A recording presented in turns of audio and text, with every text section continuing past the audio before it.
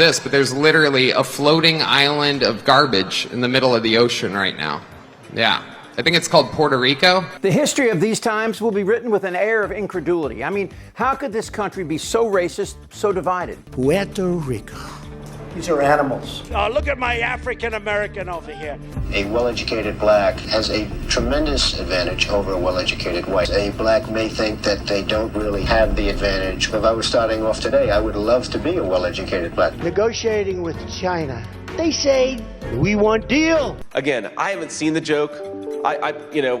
Maybe it's a stupid racist joke, as you said. Maybe it's not. I haven't seen it. I'm not going to comment on the specifics of the joke. But I think that we have to stop getting so offended at every little thing in the United States of America. I'm so over it. Birtherism is racist.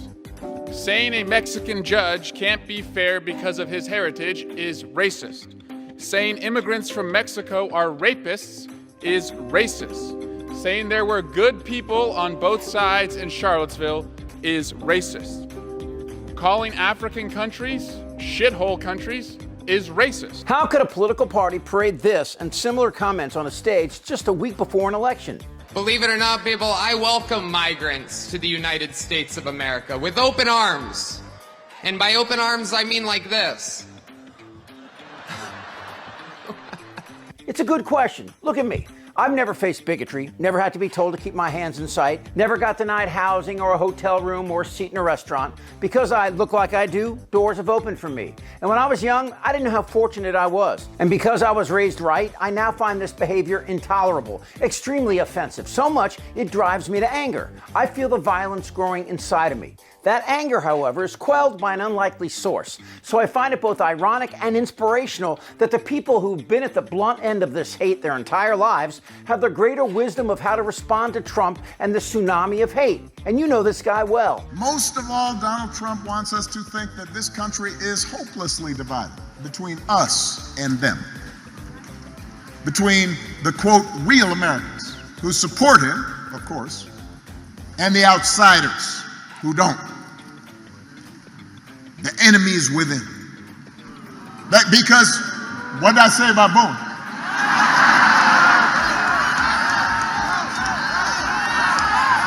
Vote.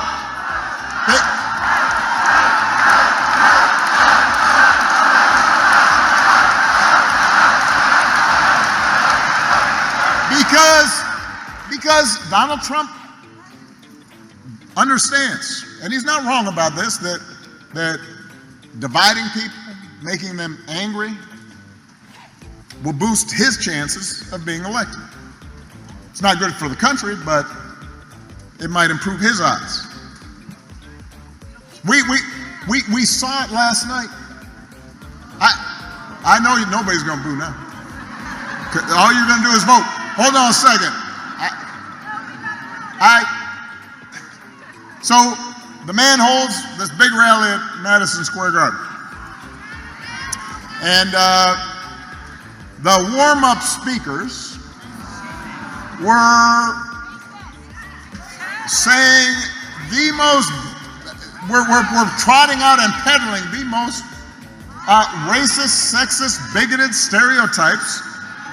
One guy called Puerto Rico, quote, an island of garbage. Now,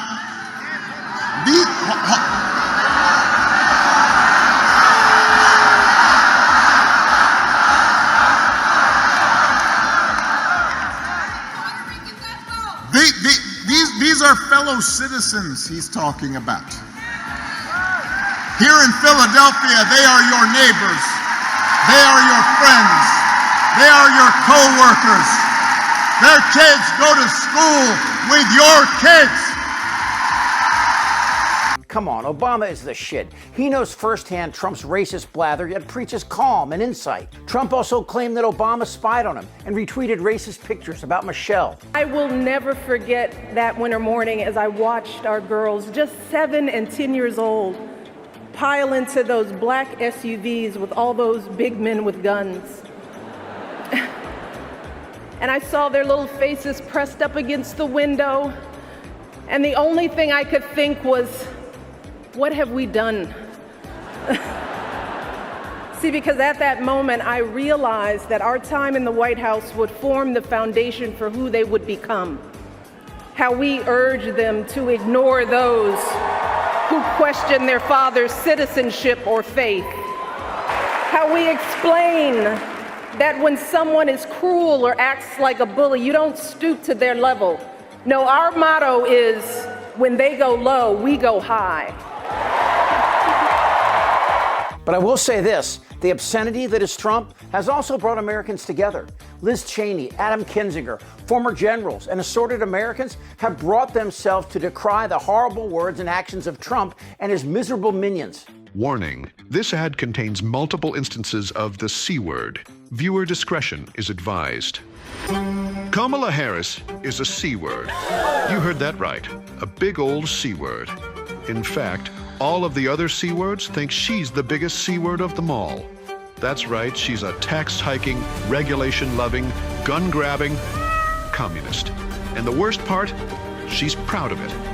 Kamala Harris, the C word America simply can't afford. Yeah, that's Elon Musk's doing.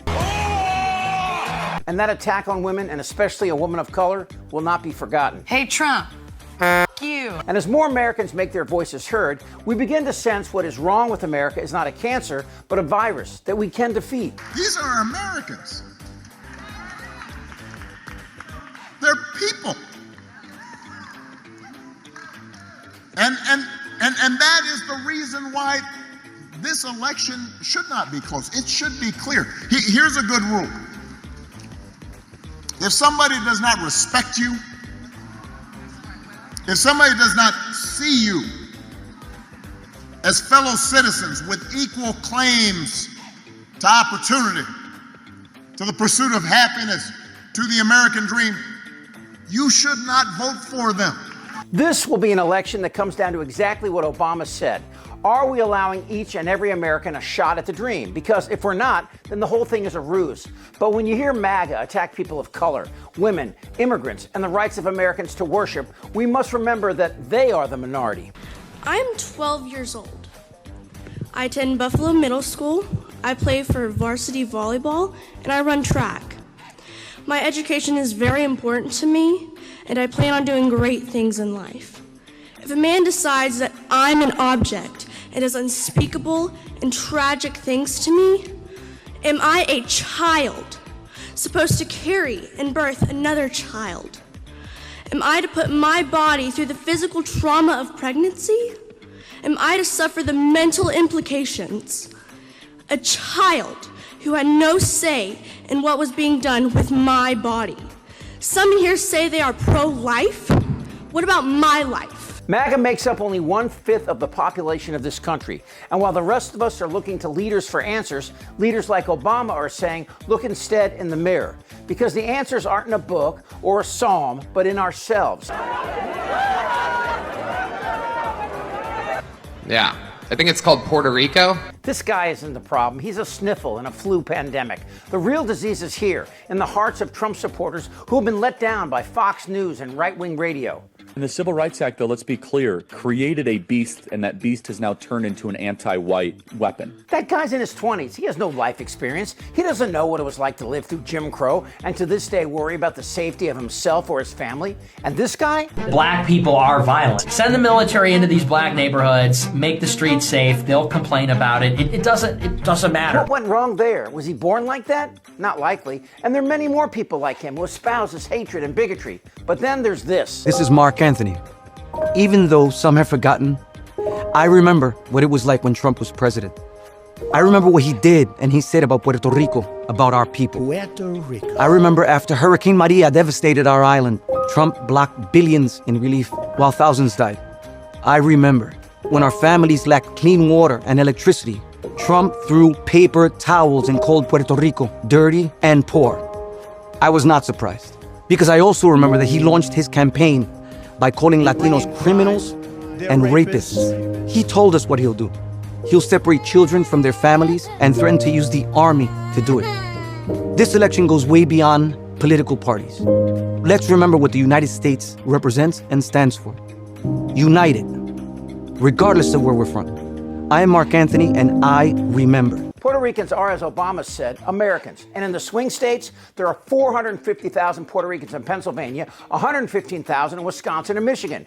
Their votes just might be enough for Harris to win and set us on this right course. And when we do win, we must remember every single group that supported us, from Cheney to that single mom in Georgia, taking off work so she can stand in line and in doing so, prove that America has been great all along. Damn right. It's not fair. I'm ready. Let's go. Tick-tock, mother. This is not a normal election. Yes! That is crazy.